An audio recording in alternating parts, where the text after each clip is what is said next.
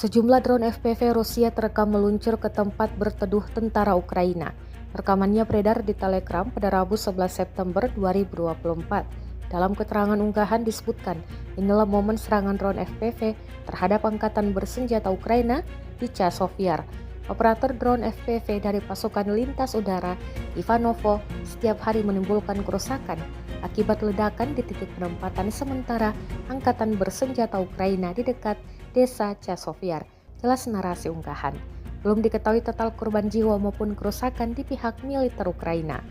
Diketahui pula, perang Rusia-Ukraina yang telah berkecamuk selama lebih dari 2 tahun mengakibatkan kerusakan dan kerugian yang besar.